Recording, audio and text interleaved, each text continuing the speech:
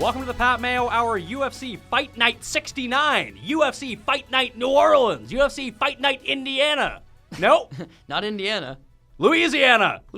Back in America. There you go. Not in the Philippines. Back in the Not bayou. in Brazil. Not somewhere in Poland or Sweden. We're back in the US of A. Not in Indiana, Louisiana. Absolutely. I get my states confused. I even got this fancy globe and everything just to indicate. There you go. There's the U.S. right there. There it is right there. So we're about like right here on it. And I've been getting hate from all around the world, so I thought I'd get a globe to really encapsulate that. There you go. Cody Saftik, Bookie Beatdown, here to break down the actual MMA analysis. I'm Pat Mayo from the Fantasy Sports Network. You know, obviously, if you're watching the Pat Mayo Hour, maybe you don't know. I don't know. I'm the head of content at the Fantasy Sports Network. Don't know much about MMA, though. That's why every time you hear me mispronounce a name, you know what happens, Cody. Oh, yeah. Get one of these. Boom.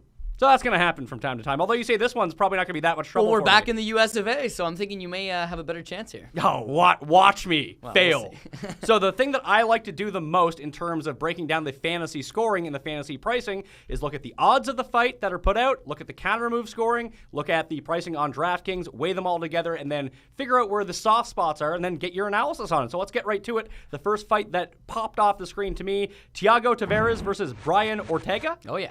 Just nailing these today. That's what I mean. Pretty good. So Tavares is a minus 175 favorite, and he's one of the most expensive players on DraftKings at 10-7. Yet on Kountermove, they're separated by $200. Who's right? Who's wrong? DraftKings is not right here because, as we always talk about, if you're going to pay 10-7, especially for a player, you want to finish. Bryan Ortega, 8-0, technically 9-0, but his last fight he tested positive for steroids, so it's a no contest.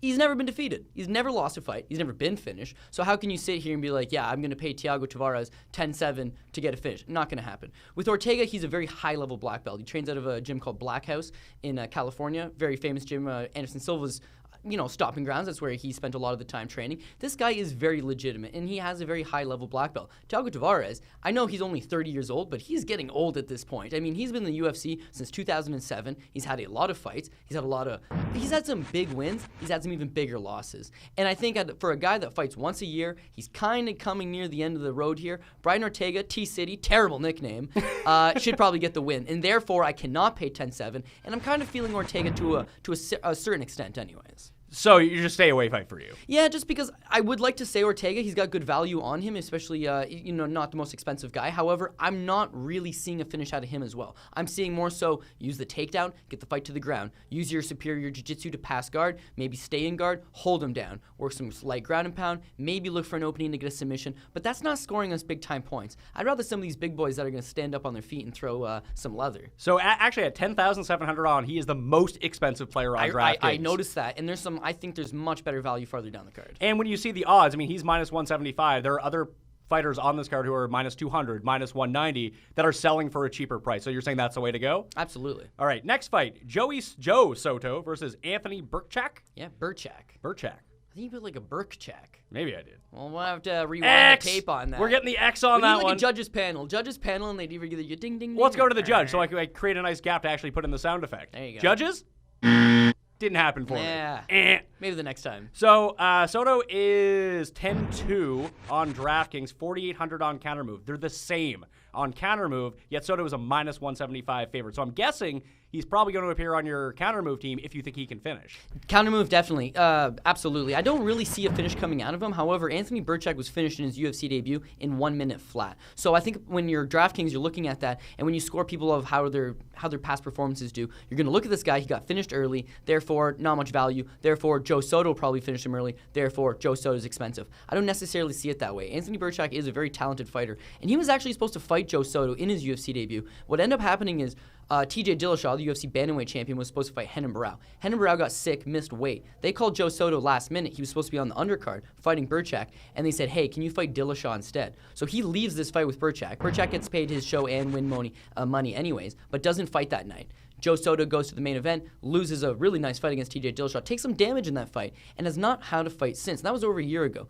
Burchak has had a fight since, lost in a minute, although it was a leg lock. And let me tell you, There's two things in MMA that I consider flukes. That's a fluke punch that just, you got caught, and a fluke leg lock that the guy grabbed a hold of your leg. How often are fights finished by leg locks? Not very often, because when Ric Flair's not in there putting you in the figure four. Back in the day, we need to get a Ric Flair figure, by the way. Yeah, I'm surprised. We're missing out on Ric Flair. I mean, these guys are all pretty legendary, but you need Ric Flair, the nature boy. I mean, Kamala isn't really an all-time legend. Okay, he's more here for diversity purposes.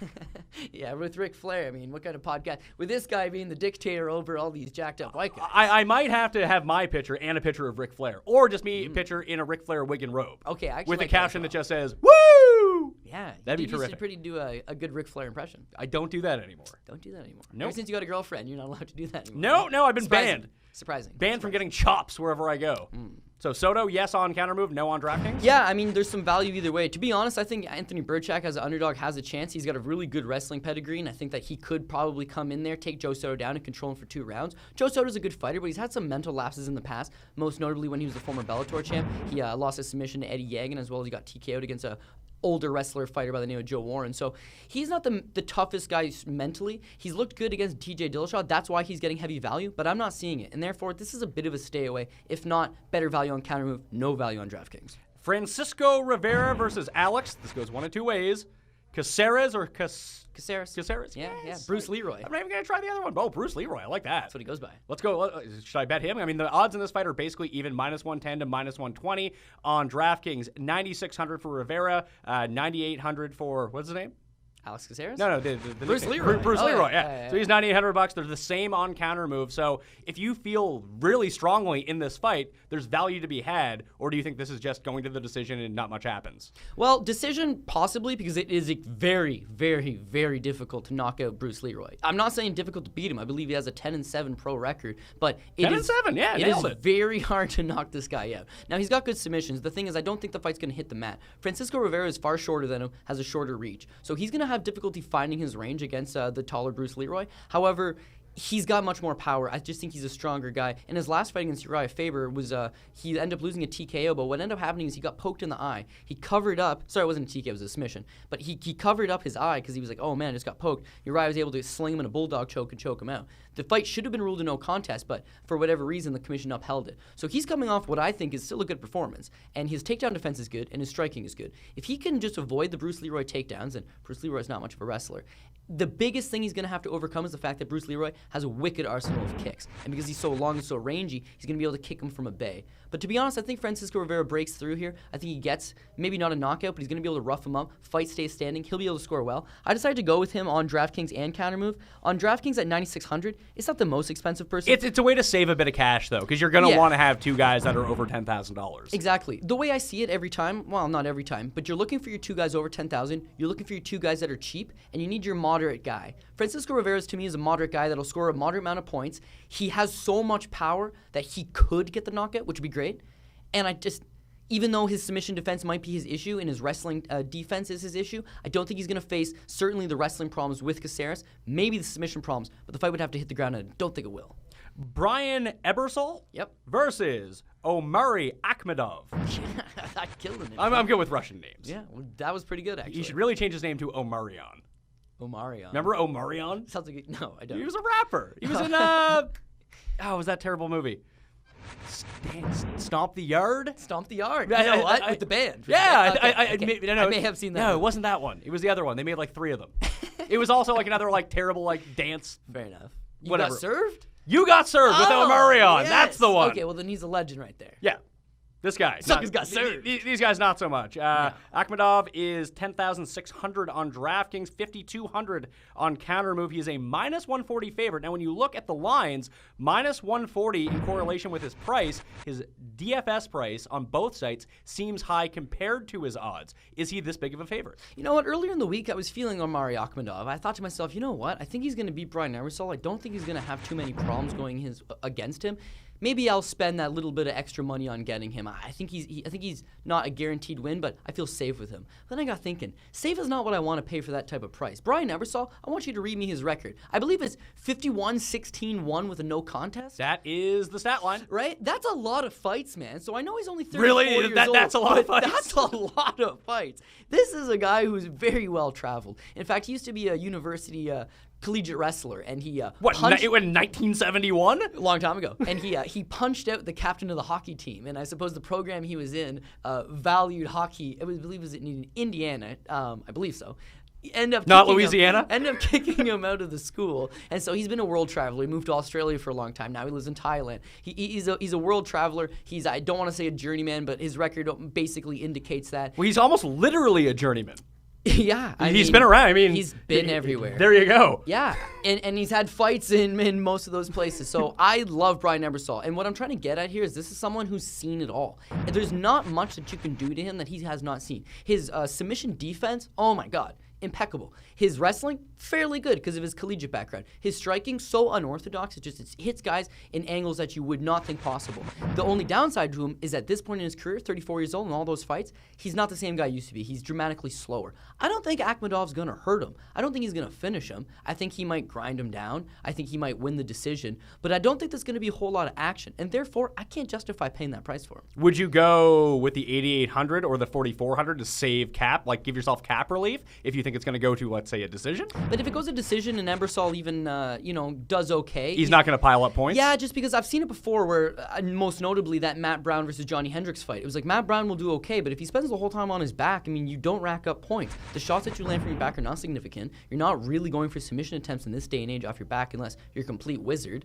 And so if Ebersol spends most of the time on his back, Omar Akhmedov's a very strong Dagestani fighter who, he's seen some stuff, man. He's not going down, right? So this might be a very boring fight. It might be a very slow-paced fight, but it's not a very high-scoring fight in my eyes. Therefore, a bit of a pass. Boetsch Henderson, the main event. Boetsch coming off at 10-4 on DraftKings, 5-5 on Kountermove. It's a 5-round fight? Yeah, right? 5 rounds. And it's crazy to think Dan Henderson might fight 5 rounds here, but... Isn't Dan Henderson like 50? 44. There you go. How old's Boetsch? 34. And he seems old. It's you ask somebody every time. Both, they say, yeah, listen, like I said, I don't know much about this. I recognize these two names, and like from just us talking about them on the show, like over the past 2 years, just even around the office, don't these guys always lose? Like well, recently? Dan Henderson's on a pretty bad stretch right now. He has not had a significant victory, I believe, since 2011. He did beat Shogun in the rematch. However, he was taking a beating prior to landing his old Hail Mary right hand, which he's very well known for. But yeah, you're absolutely right. And you watched UFC 100. That was way back in the day. You wanted to see Brock Lesnar. I did. Dan Henderson knocked out Michael Bisping on that card. That was, I don't want to say his high watermark because he ended up beating Fedor after that. He was a Pride champion. He was a UFC champion. He is the man. Not a UFC champion, sorry. But he was a Pride champion. He's won titles everywhere he's gone. He's one of the all-time greats, but it's crazy to think that this day and age that he's still headlining a card. It is what it is. Is it because people know who he is? Because people know who he is, and you need people to headline these cards. He's not headlining a pay-per-view. He's headlining a fight night. And to be quite honest, Daniel Cormier was supposed to headline this card, but he got the call to fight for the title when John Jones had the accident. So this was the de facto main event. So, I mean, Dan Henderson wasn't even going to headline to begin with. It's a fun fight. It's a fun fight in terms that both guys are kind of paced out, but Dan Henderson, I mean, call him what you want. Hollywood Henderson, Hendo. Hendo P? Yeah, at this point, he's old man Dan, and I don't really know what to expect out of him. So is this a stay-away fight for you, or are you going to back Boetsch? Stay away, because Dan Henderson's got this thing in his right hand. I don't know if his right hand, if you were to test Dan Henderson, he'd come out clean. But if you were to test simply that right hand, it would have like some type of explosive powder in type. He has gunpowder hands? If he hits you, you're going to sleep. It's just the way it is. Now, as a result of that, he's become very robotic in his striking because it's like, if I only have to hit him with this, then why bother with anything else? So he does a lot of this and lances and tries to jab just to hit you with that right hand, hoping it's going to knock you out. Because of that reason, I can't bet Tim Boetsch. Tim Boetsch can take a shot, but he might go down. He might go down. Likewise, Dan Henderson, he's known for his ability to take punishment. Well, in 2 of his last 3 fights, he's been knocked out, and that never happens to him. So he's at 44 years old in a lot of fights in his own regard. He's a little long in the tooth. Tim Boetsch at 34, he's seen better days as well. He's coming off a loss of his own. Tim Boetsch should be quicker. He should be more agile. He should be in better shape, younger, faster. He has all that stuff. But the best Tim Boetsch that we've ever seen, the best Tim Boetsch that will ever walk the planet, isn't half the fighter as the best Dan Henderson that's ever walked that planet. So it's a situation where you've got mid-pack guy versus legend. But legend's now becoming mid-pack guy. Yeah. Can he beat mid-pack guy? That's the question here. I'm saying yes. I love Dan Henderson. I'm saying yes, but this is hard to bet in terms of fantasy for sure. Yeah, and there's probably equivalent value at both ends that you probably like better. Well, I always say 5 rounds, get the extra value. But this is one that But you're saying this could end early. It could end early, or the pace could just be abysmal. What are the chances that Henderson, if he wins this fight, wins by knockout? 100%? If he wins the fight? If he's going to win the fight, I'm thinking like 60% that he'll win it by knockout because he's a good wrestler and he's very durable. So he could just win rounds simply by Boetsch is going to be very hesitant. When someone has that type of power, you don't rush them because you're like, I don't want to get hit by that thing. So you become very hesitant and you're like, I got to creep my way in. If he's very timid and doesn't press the action against Henderson, Henderson will walk him around. He'll walk him around. He'll land the odd strike. He'll press him up against the cage. He'll win rounds, but it's not going to score us a whole lot of points. He could win a decision. I'm not saying it's out of the question. If Boetsch is going to win, I think it'd probably be a finish because I can't see him just beating on Henderson for 25 minutes. The best thing you can do in daily fantasy in terms of scoring is get a quick finish, whether it's submission, whether it's knockout. Doesn't matter. You win in the first round, even win in the second round, it's beaucoup points. Oh, yeah. Where are you seeing that on this card? I like this Ricardo Abreu. They call him Diamante. Oh, Diamante. Yeah. He should be Del Monte. Yeah. Come out in a giant banana suit. Oh, yeah. I always like those like peaches in a cup. It's pretty good. Then I found out the syrup they're in is really bad for you. But, Full of sugar, I'm guessing. But hey, Ricardo Abreu, this is a man that probably doesn't consume sugar because if you see him, he's physically ripped. He's just real lean? Yeah, he's a very high-level black belt. His opponent, Jake Collier, is just one of those mid-pack, just regular run-of-the-mill fighters. He can give you a go. If you're not in shape, he's going to be able to hurt you. He's got some decent striking. They call him the prototype, and I think that's a good nickname for him, simply because he's your prototypical fighter. He looks like how you're supposed to look. He fights how you're supposed to fight. Exactly. He's got his combinations that he likes. He's got his wrestling. He's got his jiu-jitsu. He doesn't stick out in any one thing. Ricardo Abreu didn't win the Ultimate Fighter Brazil the season he was on, so technically, although he's 5-0 undefeated, he should have a loss under his belt. However, that was a split decision loss to a guy that dropped down to 170, but is really not all that bad. Well, back to Ricardo Abreu. Let me weigh in on this for a second. Sure. So Abreu is minus 200 in the betting line, and is your bet of the week, as you can see behind you. Yeah, I like him. And then Collier is plus 160. Yet Abreu's price on DraftKings is only 10.5.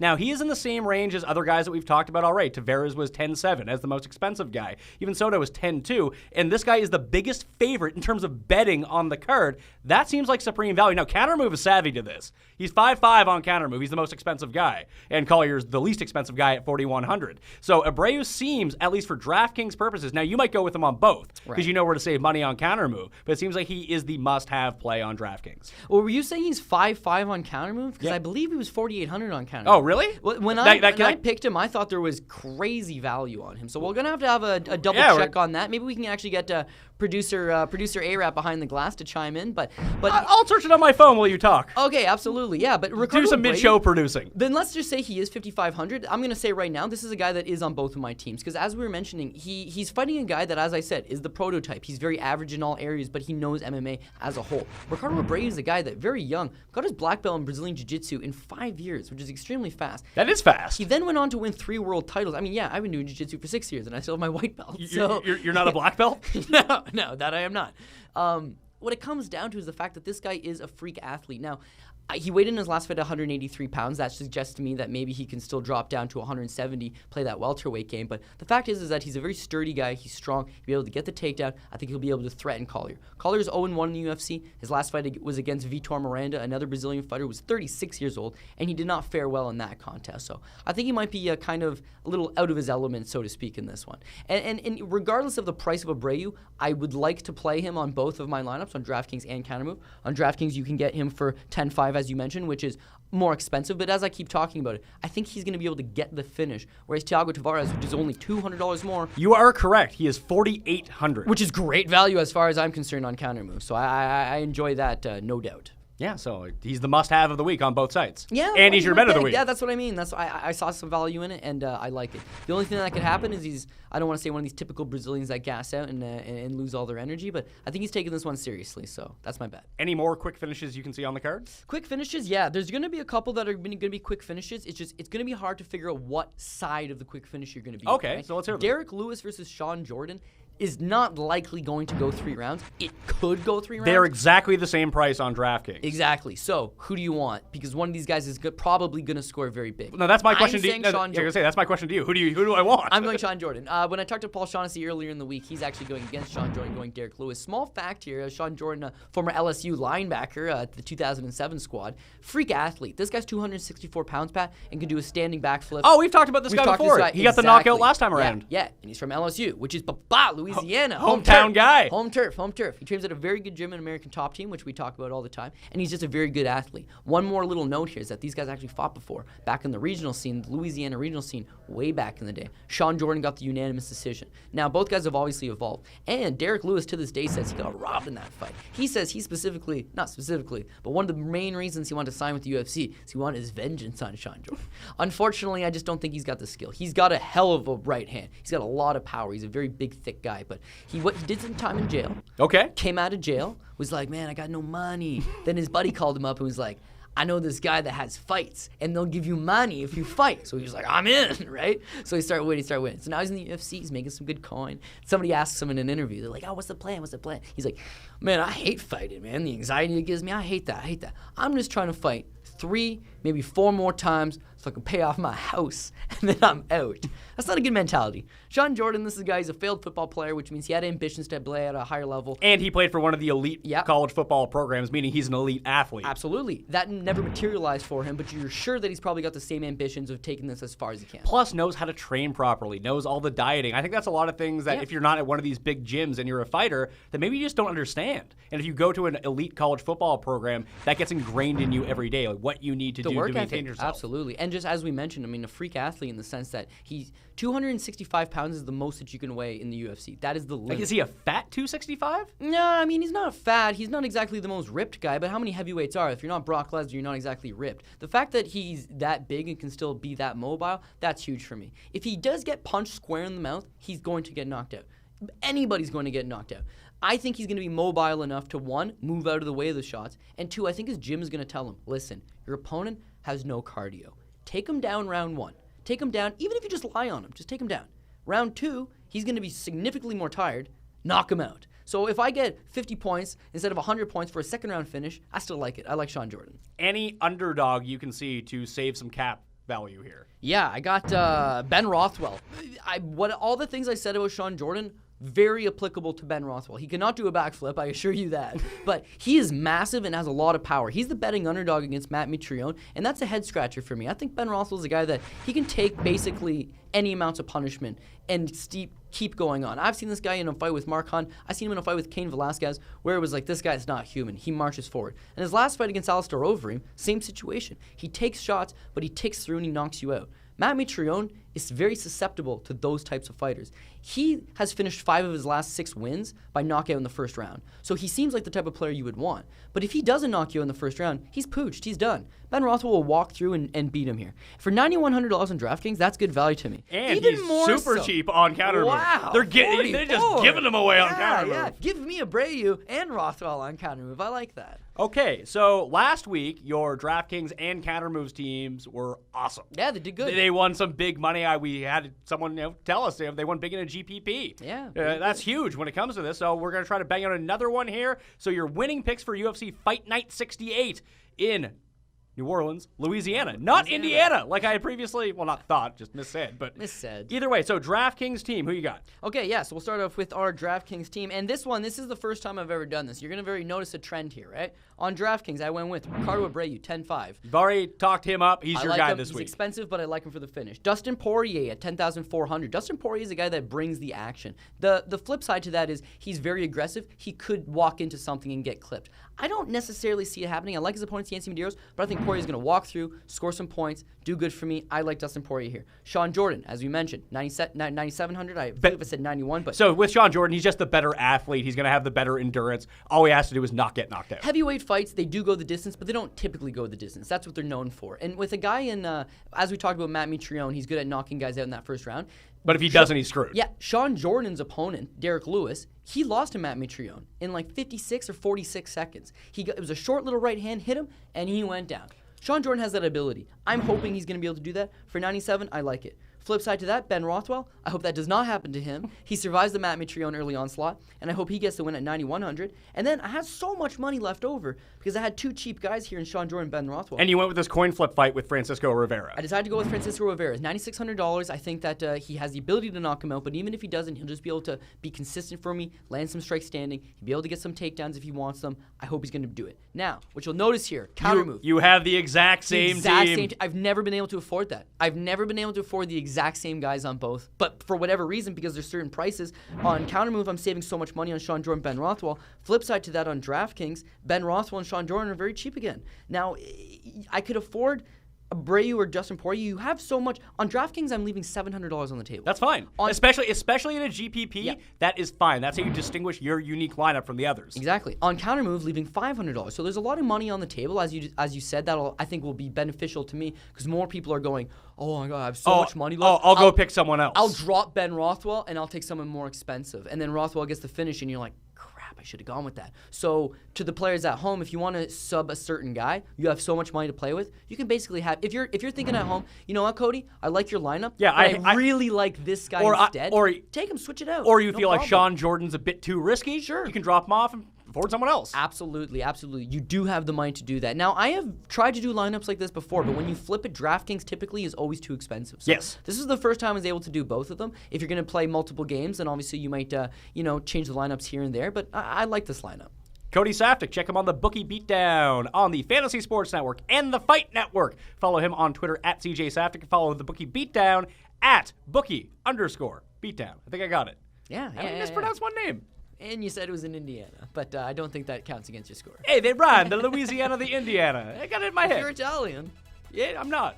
Either way, I'm Pat Mayo. This was the Pat Mayo Hour. Subscribe to YouTube and iTunes and watch it on the Fantasy Sports Network. Pat Mayo, I'll see you next time.